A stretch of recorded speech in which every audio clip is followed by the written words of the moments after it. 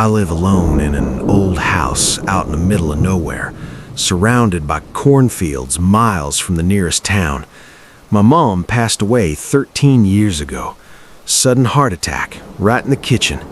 After that, I stopped hearing her voice, except maybe in the occasional dream. Until that stormy night. I was sitting in the dark living room, watching some old movie on TV. Rain was hammering the roof, thunder cracking every few minutes and making me jump. Bowl of popcorn in my lap, cold beer on the side table. Just a regular night in. Then came the knocking. Knock, knock, knock. Soft, steady, like someone trying not to make too much noise. I thought it was the storm playing tricks on me, but it came again, clearer. Knock, knock, knock. I paused the movie and held my breath. My heart was pounding. Nobody comes out here, especially not in weather like this. The dirt roads a mess, no street lights, and the rain was coming down in sheets. I crept to the front door, hand shaking on the knob. The knocking started again, louder this time, closer. Hello? Who's out there? I tried to sound calm. Silence for a second. Then a voice answered. The voice I never thought I'd hear again. Alan, it's Mom. Let me in, honey. I froze. It was her voice exactly. The same warmth, the same little lift when she said my name. But she's gone. I closed the casket myself. Alan, it's so cold out here. I'm soaked. Don't you want to let your mom in? I backed away until my back hit the wall.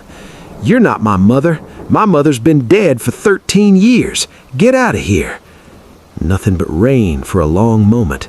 Then it started screaming. Alan, open this door. I'm freezing. You're gonna leave your own mother out here to die? Open the damn door. The pounding shook the whole house. Family photos rattled on the walls. One crashed to the floor and shattered. I ran to the kitchen, grabbed the biggest knife I could find, eyes glued to the front door.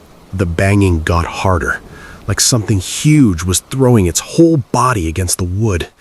I swear the frame started to creak. Then, just like that, it stopped. Only the rain remained, and that voice, whispering right through the door crack, like its mouth was pressed against the wood. I'm so disappointed in you, Alan. Heavy, dragging footsteps moved away from the porch, something big, lumbering through the mud. I never called the cops. They'd take forever to get here, and I didn't need them poking around my place. I told myself it was stress, maybe a hallucination. 2 weeks went by with nothing. I almost convinced myself I'd imagined the whole thing. Then came the second storm. Pouring rain again. I was grabbing another beer from the fridge when I heard it. Knock, knock, knock. I sprinted to the front door and my stomach dropped when I saw the knob slowly turning. I hadn't locked it. I slid across the wet hardwood and slammed the deadbolt just as something yanked hard from the other side. The knob rattled a few more times, then stopped, and the laughing started. My mother's laugh, but twisted, high-pitched and cruel like a witch in a nightmare. Alan, you really think a little lock is going to keep me out? I ran through the whole house, double-checking every window and door. Everything was secure. I left the TV on all night to pretend I was still in the living room. Went to bed, but sleep never came. I couldn't shake the feeling I was being watched. I lay there in the dark, staring at the thin gap in the curtains. Nothing but black and rain. Then, lightning flashed. In that split second of white light, I saw it. A huge, sickly yellow eye pressed against the glass, slit pupil, pale, wrinkled skin around it, dripping wet, and it was smiling at me. The light vanished. Darkness swallowed everything again. I didn't sleep. I sat in the living room armchair with every light on and the knife beside me until sunrise. Months passed. I got careless again. One night, I woke to a massive thunderclap. Rain was slashing sideways, even though the forecast had been clear. I sat up, swung my legs off the bed. Old habit, go check the doors. My foot touched the floor. Pain, sharp, burning pain shot up from my ankle. I jerked my leg back onto the bed. Blood was already running down my foot. Lightning flashed again. Under the bed, a thin, clawed hand was reaching into the air, like it had just let go of something. And my mother's voice drifted from beneath the mattress, soft and loving. "Thank you, Alan. Thank you for letting me in." Now I'm sitting on the bed with my back against the wall, knife in my shaking hand. The cops are on their way, but with this storm and how far out I am, I don't know if they'll make it in time. The thing is still under the bed. It keeps whispering in my mom's voice, sweet one minute, pleading the next. "Come here, honey. I've got something for you. Be a good boy and help your mother up. I love you so much, Alan. Just come lie down with me for a little while." I don't know what it is or why it picked me. All I know is it's inside now, and it's waiting. Under the bed. I stayed hunched on the bed, back pressed to the wall, kitchen knife clenched so tight my knuckles were white. Blood from the ankle scratch kept dripping, soaking the sheets. The room smelled like wet earth and iron. It was quiet for a few minutes, just this wet, heavy breathing from underneath, like something breathing through thick mucus. Then Mom's voice again, gentle and sickeningly sweet. "Alan, does it hurt, baby? Let me see that cut." I didn't answer. I knew if I spoke, it would win. Claws scraped lightly across the wood floor. Scratch, scratch, scratch. Then it started moving. I heard its huge body dragging under the bed frame, slow and heavy. The frame groaned as it bumped against the sides. Whatever was down there was way bigger than a person. "My sweet boy, I've missed you so much." The clock on the wall read 2:47 a.m. The dispatcher said an hour and a half, maybe more, with the roads flooded and trees down. Suddenly, silence again. I held my breath. From the foot of the bed, a hand slid out. Not the bony claw from before. This one looked exactly like Mom's. Pale skin, blue veins, her old wedding ring still glinting on the finger. The same hand that used to stroke my hair when I was a kid. It rested gently on the edge of the mattress, waiting for me to take it. "Come on, honey.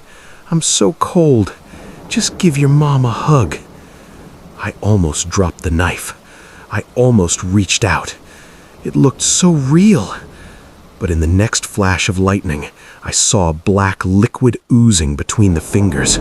The nails were too long, curved like hooks. I screamed and stabbed down at the hand. The blade cut nothing but air. The hand vanished. Then came the laugh, deep, guttural, nothing like my mother anymore. "Bad boy, Alan. I just wanted a hug." The bed started shaking. The whole frame lifted an inch off the floor and slammed back down. The mattress sagged like something enormous was climbing up from below. I leaped off and bolted for the bedroom door. I'd locked every interior door months ago out of paranoia. I turned around. It was climbing onto the bed.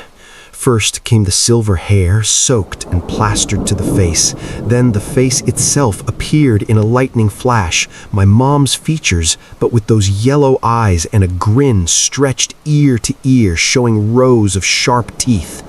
It sat up, too tall, shoulders too wide, arms so long the knuckles brushed the floor. pale skin dripping black water. "You can't run, Alan. I've been here all along." I raised the knife. It tilted its head and smiled with my mother's voice again. "You think I only came those 3 times? I've been inside since the first storm. I sat behind the couch while you watched TV. I stood behind you while you brushed your teeth. You just hadn't seen me yet." I remembered every time I'd felt eyes on my back and spun around to find nothing. "Now you see me."